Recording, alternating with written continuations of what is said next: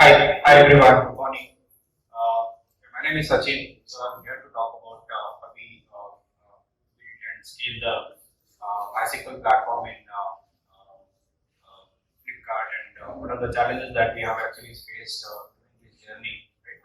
We are talking. We'll take you that towards this session. Right?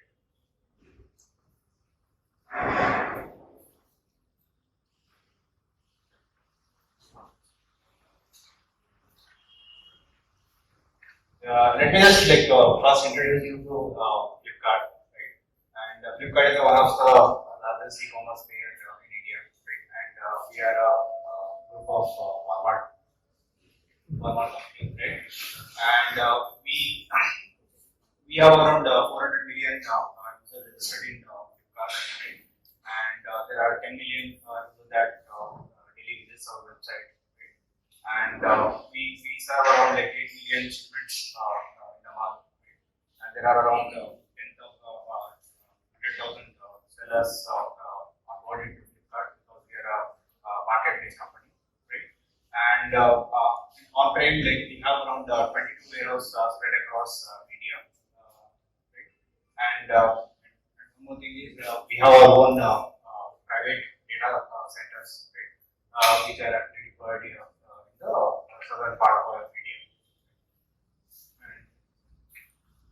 And let me introduce to myself. Like, I'm a lead SRE and MySQL SRE, subject matter expert working in Flipkart. I have around like 9+ years of experience working with Flipkart, and I've worked in multiple roles. Right now, I'm working in a platform which is actually building the solutions for database as a service. Right? And on that, right now we are focusing on MySQL and distributed SQL. Basically, distributed SQL is because some of the problems that are there in MySQL world, right, we wanted to solve them in a different fashion. Right?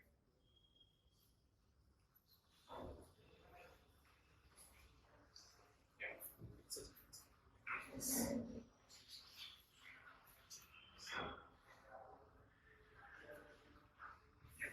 So I'll take you to the today's agenda. Right? I'll first introduce you to the technical landscape of Flipkart, right? And then we talk about the problem that was there in the Flipkart and why we actually built the managed services, right? And we talk about the Altair, which is a managed MySQL product that we have actually built. And what are the challenges that we have faced in this particular journey?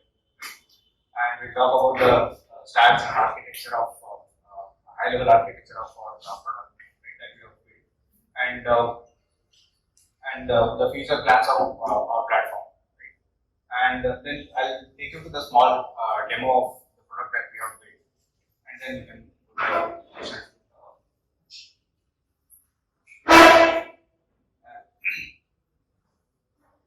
So, as you say, right, with a large scale that we have to serve in the Flipkart, right?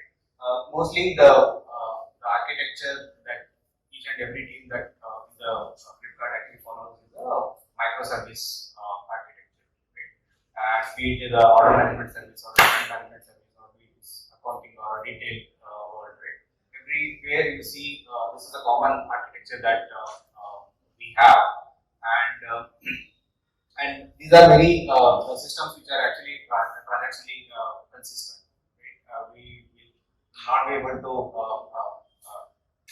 accommodate any kind of inconsistency with respect to data because we have to actually promise to the user either all or none kind of use cases, right? And and most of these user services, microservices that you see, right, are actually powered by MySQL as a data store because which is a famous open source data stores and it promises you a transactional consistency, right, at the scale, right? And then some of the you need a data stores, and then there is a fast recovery and all, right? So there we have some systems like Redis and Elasticsearch where we need latency sensitive services, right?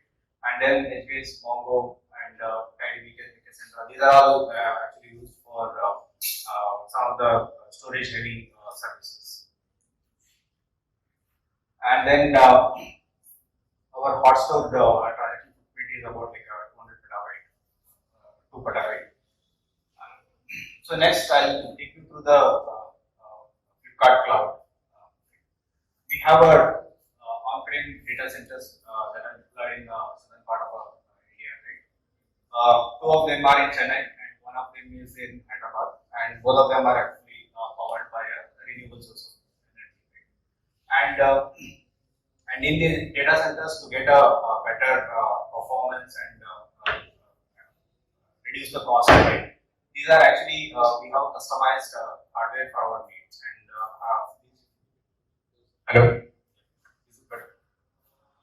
And hello, and to reduce the cost as well, these are customized hardwares that we have in our data centers. And the data center that we have built is like a worst in terms of elasticity and multi-zone resiliency. And some about like VMs and all, right? Each of these VMs that we have, right? These VM cards that we have, right? They have different in terms of like compute and memory and storage footprints. Each of these are done because we wanted to support multiple use cases, right? Whether it could be a database or whether it could be a compute machine, right? So we have a different set of machines that are available to each of these use cases, and various generations of hardware that we have deployed because to gain the performance improvement that have been done in the over the generations, right? And storage wise, we have HDD, SSD, and JBOD and network cache storage, right? And each of these are used based on the use cases that we want to support, right? And mostly for a database kind of use case, we prefer SSD and network cache storage, right? And also JBOD. SSD and all we use for a distributed data service. Storage is the only requirement.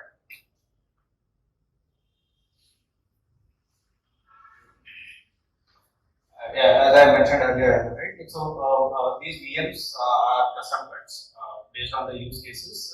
We'll actually have a predefined set of VMs with a compute, CPU, and memory ratio, and then also this is attached to that VMs, right? And we also started moving towards a hybrid cloud, wherein we are tied up with a Google Cloud platform, right?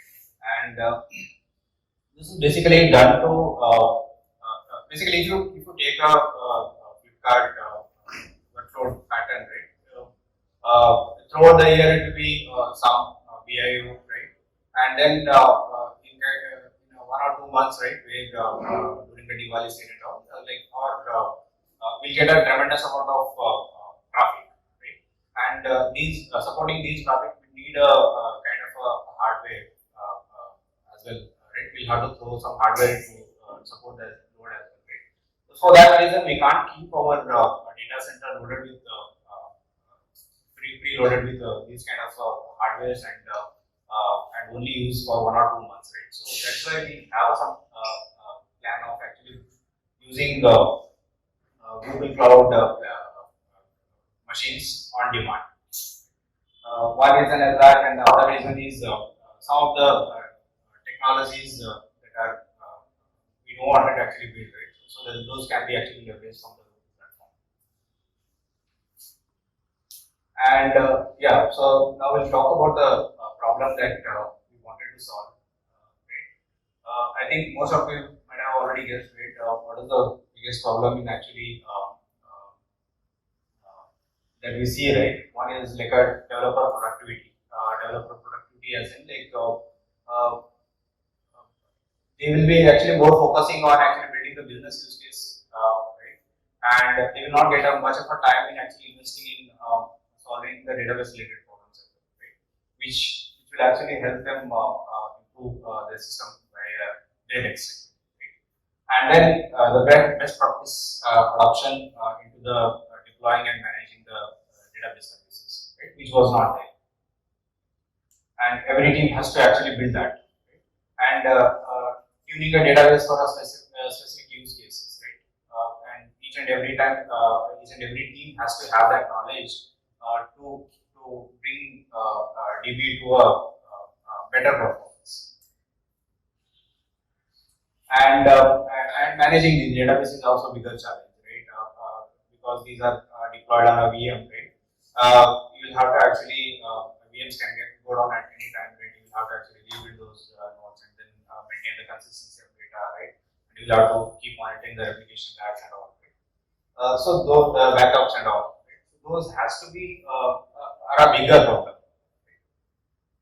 And as I mentioned, right? So all these things require a MySQL expertise that has to be there in each team, right? Because most of the teams use MySQL as a data source, so it is very much necessary to have a MySQL facility, right? So and then like if at all there has to be some policy enforcement that has to happen from a central team, right? Then it is very you have to actually run the program to actually make sure that every team actually adopt this kind of a policy, right?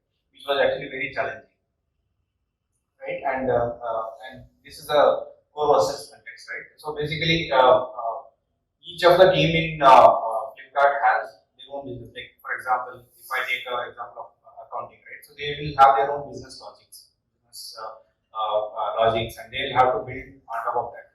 Instead of that, if they start focusing on actually building the MySQL's managing solutions, right? So then it will be a very difficult, and it will be same for even for our shipping databases, or if it will be same for order management system or a warehouse management system, right?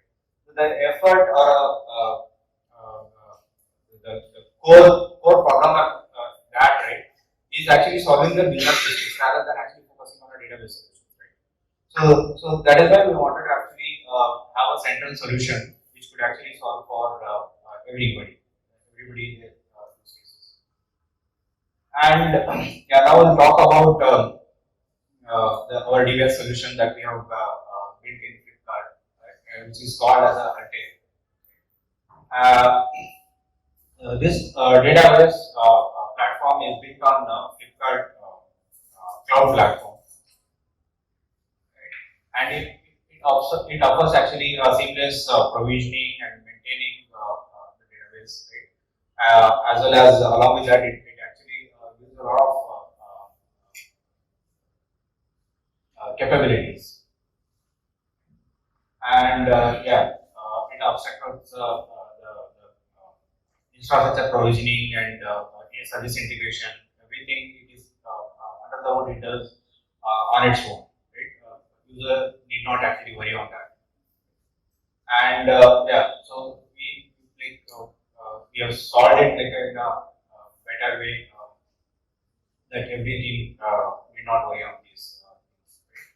Right? And now we'll talk about the challenges that we have actually faced during this journey. Right? First thing is how do we reduce the overall time actually provisioning the data store. So earlier, myself when I was an operational engineer in a functional team, right? So I used to take around like 1 or 2 days to set up a complete cluster, right? And this comes with a lot of things, right? You will have to actually go through each and every step, right? You will have to actually run some commands to create the VMs and then deploy the binaries to pick up the MySQL server, and then you'll have to set up the replication on top of it, right? And then backup setup, and then dashboards, monitoring, everything. It will take a lot of time, right? And in this journey, you can actually miss out some of the other things as well, right? And the first challenge that we wanted to solve is like how can we actually bring down all these efforts so that like our provisioning of MySQL is very simple. Right? So how we solved it is like we have abstracted out all the service integration instance provisioning and deploying and replication setup and all, right? Another of this, and when actually user comes and wants to deploy their cluster, right, they will have only few steps in a user interface. So they will have to actually first choose the person they want to deploy, and then they will have to actually take out the instances that they want to deploy, and then the tuning is already pre-populated based on the instances that actually provided, right? And then we want to set up some thresholds on the alerting and all, right? So after this first step, once they click the go ahead button, right, so their cluster will be set up within like less than 2 minutes, right? The cluster is up for using. And the next challenge, once we build the solution, right, now how we'll actually make sure that like everybody across the Flipkart is being actually used, right? For that, what we like in our case study, what we understood was most of the clusters that were deployed in across the Flipkart, right, are using the 5.6 and 5.7 versions, right? And there were some 5 clusters as well, but they were actually very minimal, right? And we started supporting those versions, right? And obviously, like when it comes to onboarding to a platform, right, they will lose the control of their cluster. They will not have access to it to perform anything, right? So we wanted to actually solve that problem as well, and how we did it is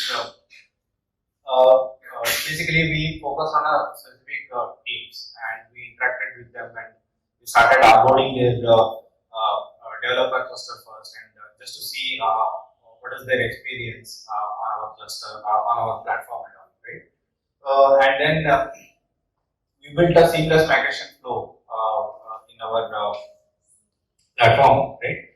Which can actually take an existing cluster into our platform without not much of a effort. And then, as I mentioned, right, so we started actually these things they can actually take place, right? So as in these developer clusters or stage clusters or NFR clusters, they can easily onboard to our platform and see how it works out, right? And then we internally ran some program to start pushing the adoption as well. And initially we started onboarding some I think 15 to 20 cluster, and we ran it for a year, right? And then people started actually gaining some confidence on our platform, and then started easily moving to our platform. The next one is the type security control, right? When it comes to our platform, so we wanted to ensure that cluster administrator will have full control over the cluster, not the user. So for user, it is not required as such, because what he needs is certain kind of a visibility, what is happening around the cluster, and then access to his databases, right? Under the hood, everything has to be taken care by a cluster administrator. The cluster administrator as in the entire product that we have. And how we did it was we completely blocked the SSH access to these VMs that we deployed to a cluster owner for that matter, right? And then super privileged, no cluster owners will not have a super privilege to perform any kind of actions, right? And then we differentiated human access and machine access, right? So we have a solution called DB grids, right? Which will actually for some of the clusters where auditing and everything is required, right? So they will have to actually integrate with this service for the access management, right? So that like every human user access is monitored, and what are the queries that they are going to run, right? So those kind of monitoring is built on that service, and Altair is actually seamlessly integrated with that service, right? And that's how we track the human access to the clusters, right? And we stopped stopped all the. Earlier there used to be a scenario where like people used to run their scripts on the DB machine itself, right? And nobody knows who is running those scripts, and it can take down your cluster completely. And for that matter, sometimes I've also seen people actually dropping the production databases as well because they have full privilege to run whatever the command they want to run, right? So we wanted to block all those things. So for that matter, we have stopped the access, and root access will not be given to any users. The next big challenge was to actually how do we ensure the disaster recovery and business continuity plan, right?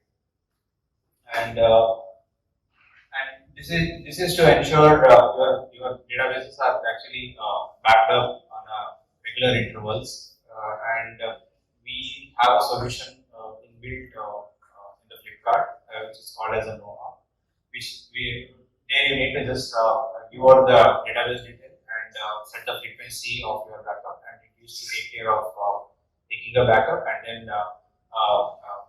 making sure that these backups are distributed across multiple data centers as well, right? So that like it can actually tolerate even the DC wide failure as well. Yeah, that's what I meant. So here we just need to mention the RPO and RTO, recovery point object, and recovery time object of your databases, and it used to take care of taking the backups. And tool used to ensure it supports full backups and incremental backups for our databases. And also in the platform, Altair platform, we built you can deploy your cluster across multiple data centers, right? So that if you have a very lesser recovery time object, wherein like your service cannot go down beyond like let's say half an hour or so, right? So then in that case you can deploy your cluster across multiple data centers. If the one data center actually completely goes down, right, the other data center cluster can be come up.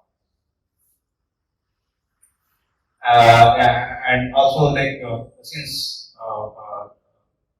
the integration is so seamless that we even monitor these backups on a regular intervals and track the failures and all of these databases. Yeah, I think this I've already covered. We also make sure that the backups are actually spread across multiple data centers to see the data center wise figures. And how do we ensure the high availability in the MySQL clusters? So as you already know, right? So most of these clusters are deployed on a VM, right? And VM can go down at any time, right? And if the master that is serving the load, if it goes down, how do we make sure that our services are not down for a so and so time window, right? So for that, we have built our own monitoring system in the Altair control plane, which is on based on the Zookeeper. What it does is we have an agent that is running in our each of these MySQL boxes, and that sends a health event to monitoring component, and then monitoring component processes those health events in the Zookeeper, and then it tells based on that aggregated data whether the system or a VM or a MySQL node is up or not, right? And if it is not up, and then it gives a signal to the orchestrating layer, which actually takes the action. Yeah, so this is so once it detects that the MySQL node or a master is down, it takes the action to promote the HSP, which is HSP is again another slave in the cluster. Right? And we have integrated the DNS or uploading IP service, right? So that service owner need not change their endpoint every time the master actually goes down, right? And they don't need to actually restart their service as well, for that matter. because the detection time and the promotion time rate are actually lies within the minute. And the next setup thing is how do we make sure that the databases are well tuned, right? So earlier what used to happen is every team has to have their own MySQL expertise, and they used to tune their cluster for their use cases because and it also needs that every team has to have their knowledge on the MySQL tuning and each of these variables. Right? And what we did was we identified the most commonly used variables across all the deployments that we have in the Flipkart. Right? There were somewhere around like 50 odd MySQL variables because mostly, as I earlier said, right, the consistency was a main requirement for a transactional system. So most commonly used engine was InnoDB in our MySQL deployment. So that is why we have some MySQL related variables, and then there is an engine specific variables. So that is why we as of now, like, we have restricted ourselves to only expose these variables as a tunable, and later on if the use case comes up to support some of the variables or new variables at all, the capability is there in the control panel, so that like, it can be added very easy. And and these variables are tuned based on the instance spec that you provide, as in like what are the core number of cores that each of these machines has, and what is the memory RAM that it has, right, and what is the disk size it has. Right? Based on these inputs, the variables are decided. We have our own engine that takes these parameters as a input, and then it gives out a recommendation to the user. And users are free to change these variables and override these variables. When the overriding happens, then there is again validation that happens in our engine, and it says that no, these are not the recommended values, and this is how you should use it. So then the cycle actually goes away until the database is tuned perfectly. And then we have capabilities to restart the MySQL servers, and you can actually tune the not only to the cluster level, you can actually have a tuning based on your read workloads as well. Right? You can actually deploy multiple read replicas. Read replicas are nothing but they are another kind of slave servers, and they are only meant to serve the read traffic. And then the next set of challenges were how do we actually provide observability, like a monitoring to the cluster owners in the absence of root access.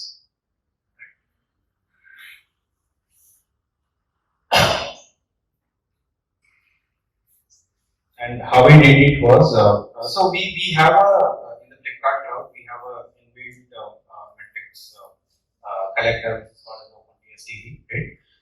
Each of these VMs, MySQL servers, right? They push metrics to these OpenTSDB, right? And then on top of this, we have a predefined Grafana dashboards, which will give you the visibility on what is happening in the system with respect to OS, right? With respect to network or a disk, or it could be CPU or memory usage and all, right? So it will give you the visibility on without actually accessing any VMs. And then at a MySQL cluster level, so you will get what are the number of connections, what is the QPS that the cluster is serving, right? What are the bottlenecks that you are hitting, right? And what is the InnoDB level problem that you are facing, right? So those all visibilities are given to the dashboard itself, right? And on top of that, we had created a predefined alerts. Whenever there is some breach in these thresholds, right? The user gets alerts, and they will react to that alerts. Right? And some of these alerts were specifically meant for a cluster administrator, which is Alte, and they will go ahead and take the action. And and some of them are actually meant for users. Like let's say if I am creating my predefined QPS, right, then they will have to actually take care of, because it's not a cluster administrator alert. So those operations have been actually done, and make sure that everybody actually takes the action. And the next challenge that was there was how do we actually abstract out the hardware problems from the users, right? And basically, VMs can actually go down at any time, and then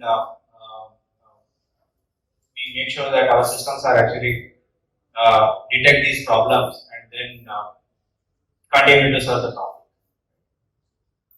So, as I mentioned, right, so we have a monitoring system that is actually monitor this system continuously based on the agent health events, and then takes action on top of it. Like let's say if the VM actually goes down, it detects that the MySQL is not running on that particular machine, and monitor says that orchestrator, please go ahead and take action on it. Orchestrator actually does one more round of validation, and then it goes and schedules a rebuild on that particular node. And we also have a maintenances which we aware pre-adapt. Let's say tomorrow or day after tomorrow, if some of the VMs are actually going down for a maintenances, we get that indication much earlier. Right? As a platform, we can actually make sure that we schedule a maintenance on that particular node, and then user can actually move their window based on their comfort. Make sure that they move to the very lean period where they will have a very less traffic. Right? Those flexibilities are also given to the users. Right? And yeah, this I've already mentioned. Like we have a deep concept that is there to make sure that we don't actually act on any false alarms. And the next thing is how do we achieve the feature that we give out to the users without in the absence of actually root accesses. Right? Mostly the root access is required for some kind of administration action, right? Or it is required to access some of the log kind of use cases, streaming use cases, right? So what we need is we export all these capabilities into the UI itself, so that nobody has to actually access MySQL for any of these use cases. Right? And we built a bill of lading based on we make sure that none of the bill logs that are there, right, if they are not usable, then we trim it off from the machine. And then cluster topology, various topologies we started supporting.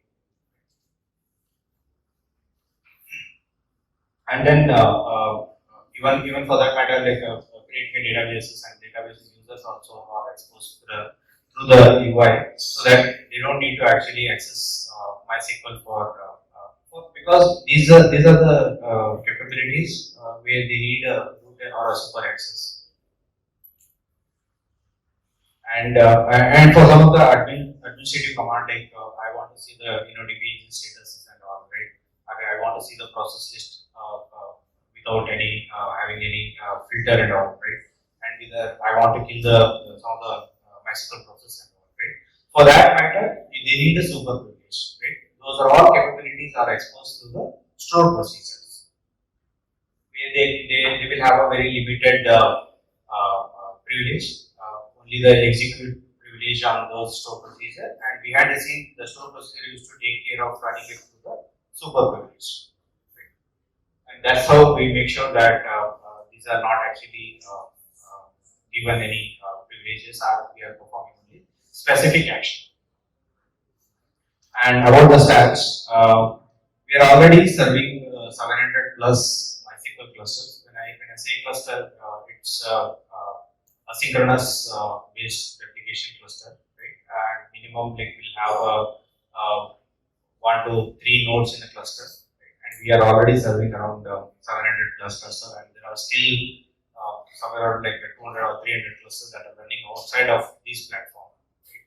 And the goal is to actually onboard them as well, so that any cluster in the Flipkart is expected to run on the Altair platform. And these 700 clusters actually are spread across multiple teams. And then we have around 2,500 plus VMs are covering these clusters, and they are spread across multiple data centers. And we already supported 500 plus live migration, as in, it could be because it could be outside Altair as well as within the Altair as well. For some of the use cases, we do a migration within Altair itself. Like for example, I want to do a upgrade of my hardware, right? And those use cases we have solved through the migration flow itself. And then we have already seen around like 400 plus auto failovers. As in, like master is unavailable and we promoted our HSP as a master. And the footprint of a data store is about like 1.5 petabyte for these clusters. And we are already having like 8,000 plus dashboards that are deployed in the Altair domain. And we have already seen 3,500 failures and recovery because of planned or it could be planned or unplanned maintenance on these virtual machines. And we are a 8-member team that behind this Altair front of plane. And this is a high-level architecture. We have a authorization and authentication layer that actually make sure that suspicious users are logged into our cluster. And then there is a user interface which talks to the API layer. And API layer has a persistent, the data is actually persistent in a Mongo database. Right? And then this API layer has a layer called capacity management, right? And it manages the capacity for a team. And then there is a variable recommendation engine that is there in the API layer. And then API layer can actually talk to the orchestrator in a sync fashion as well as for a sync fashion. For some of the use cases, like let's say, if at all it wants to do some creation as well or upgradation as well, right? So in that case, like we can talk to orchestrator in any of these factions. And then orchestration layer is has a multiple things, right? It has a job framework and then schedulers, right? And then it can recovery workflows, right? And then there comes the monitoring, right, which watches the cluster as well as a node, right, whether it is up or not, right? And it gives an indication to orchestrator, and then orchestrator will take the action. And it uses a zookeeper as a and then there is an agent which runs on each of these VMs and then sends the health event to monitor. And agent also actually performs some of the administrative actions, as in like let's say a user wants to create a user or a database. Right? So those all actions are performed through agent on the MySQL boxes.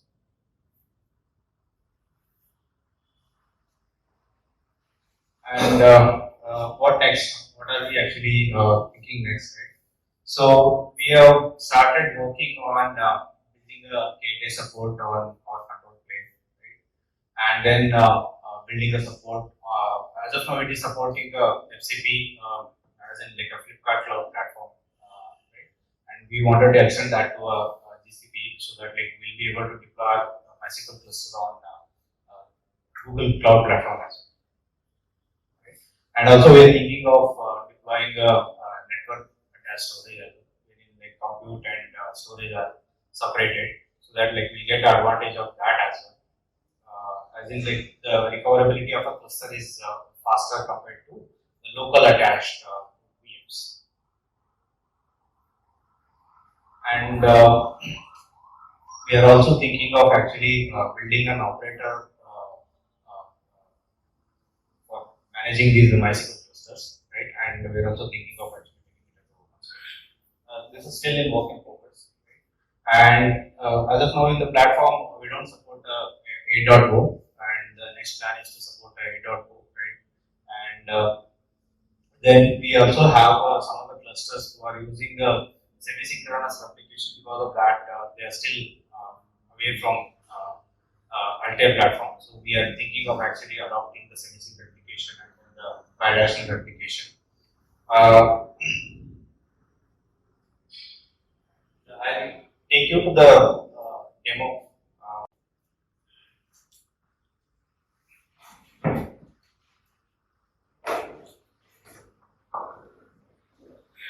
So this is the Altair UI that we have created, and this is very simple. So basically, I'll take you to the account. Account is nothing but each of the team in Flipkart are created with the account. Right? When it comes to the account, they will have two things. One is a member. Each team member will have certain roles. Right? He can be a owner of that particular team, or he can be a manager of the team, or he is just a member of that particular team. Right? Based on their roles, we get the privileges in the Altair control plane to perform actions. Right? Basically, members will have only the read-only access to the cluster. They will not be able to perform any kind of actions. Right? Or for that matter, managers will be able to create a cluster, or he can take an action, change the topology, right? Or he can change the backup frequencies and all. Right? So those kind of capabilities are given to the managers. And for a owner, he can actually manage the resources. Like he can promote some of the members to manager. His role is limited, but he can actually manage the resource within the team itself. And then comes the quota.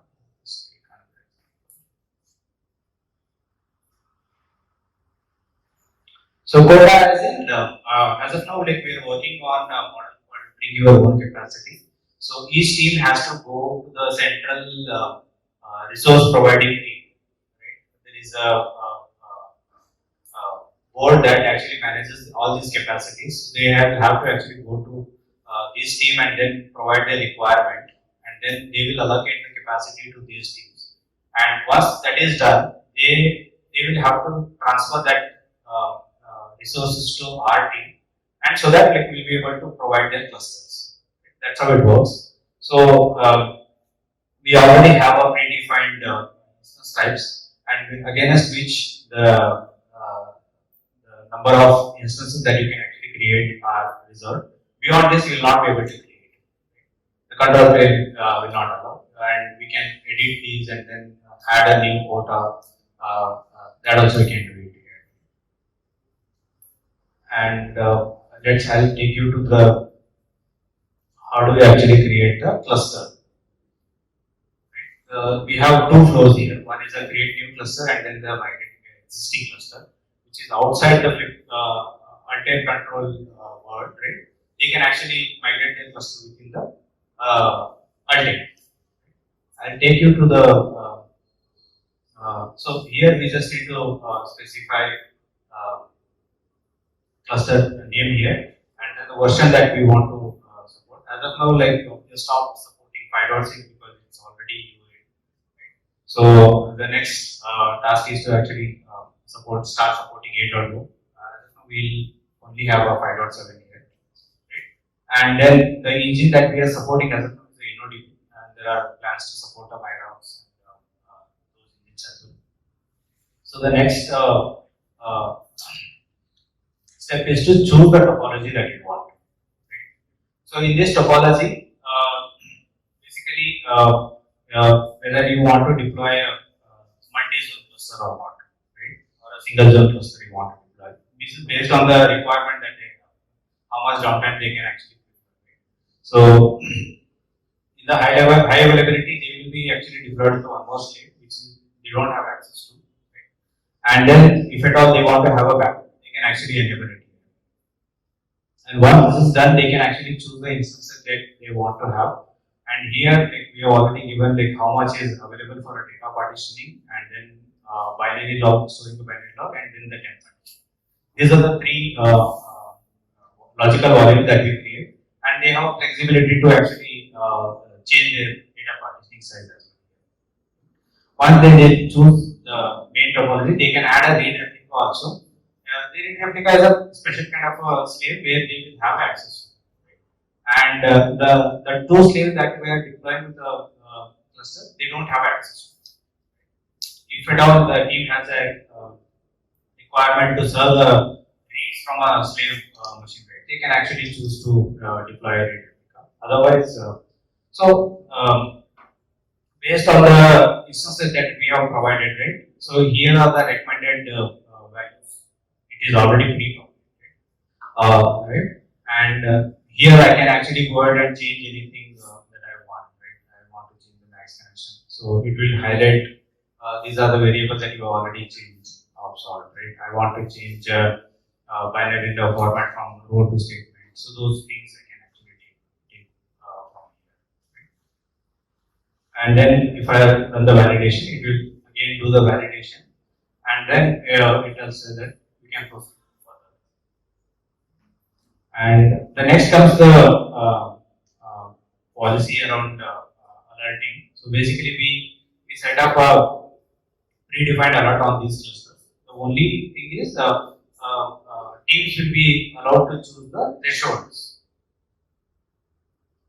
right? So these are the some of the predefined alerts that we have.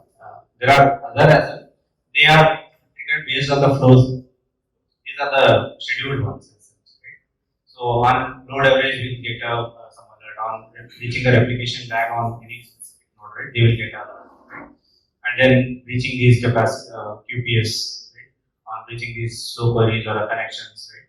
They will get alerts. And once this is done, it is just a matter of actually keeping the cluster.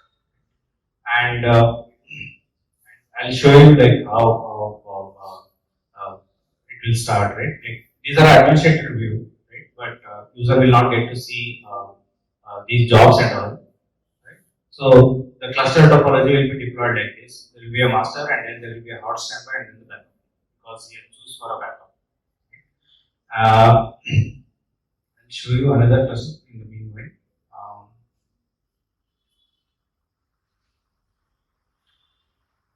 Yeah. So this is the cluster where they have deployed only one particular node, which is the master. This is done for testing purpose. So once you go to master, right, you'll see a bunch of things like wherein you can go ahead and change the variable that you already deployed, right? And then there is a set of fixed set of variables where you are not allowed to change these variables, right? And these are the only variables that you will be able to change. And these are the log files that have been created on this VM, right? You will be able to access just by clicking this, right? You will be able to download. Right? And on top of this is the predefined dashboard that it gives you. Right? These are all like Flipkart services. Like we have just created our dashboards, and this will give you a system level dashboard, and then there's the MySQL level dashboard, and then there is a InnoDB specific dashboard that it gives you. Right? All these metrics are emitted out of each of these machines, and then there's a predefined dashboard that help you to visualize these metrics, and I'll be able to change the, like once I create a rate, I'll be able to change the topology by adding odds and by rate. Those actions I can take it from even the created cluster.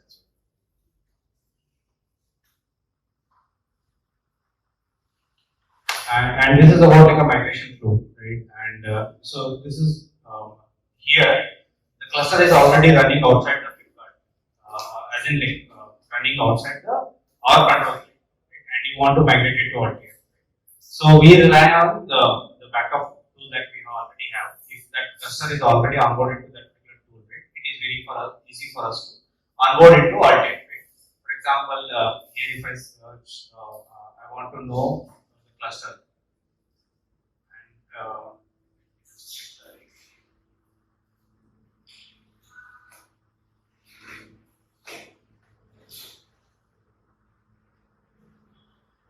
So I just need to view the super privileged user of that particular cluster, and it will be able to discover that cluster, what are the topology that it already has, and what is the backup config it has already. Right? It has already done that now, and it says that there is a one more slave attached to it, right?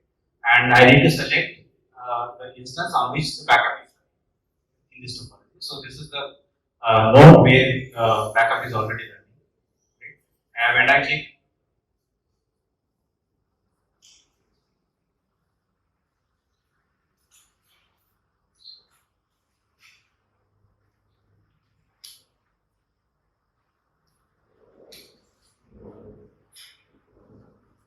so it processes, basically what it does is it actually goes and checks the configuration on that particular cluster, so that like there will not be any functional differences when it moves to the alternate one. Right? For example, they are already using a statement-based application. I don't need to change it. I will not be able to change it to role-based application when it moves to the alternate, because there is a behavior difference that happens right, when it moves to the alternate. So in that case, I want to retain those configurations. For example, another example is they have already set a max connections as well 1000, right? But default that comes with a 151. Right? I don't need to change that because they are already configured. So such kind of a configuration which makes functional differences, right? We will actually migrate those variables. Right? And it is already detected that the cluster that you have already is a 5/7 cluster, and this is the backup configuration that it has. Right? And I want to give just name to this, right? And when I click next, right? So it already detected that it already has this particular topology. So they are pre-enabled, where I can make a decision, right? I want to disable this particular thing. And then if I go to next, right? So it already copied certain things. So based here, if you see why it is changed, because the instances that I have chosen is different from what it is already there. That is why the buffer pool of this particular cluster is being changed compared to what it was there in the existing. Right? The similar thing, since there were only the SSL related thing, right? So it highlighted that as well. And then flow continuous. You just need to specify what is the alerting policy, and then update the thresholds. And we move to next slide, so it will start migrating that.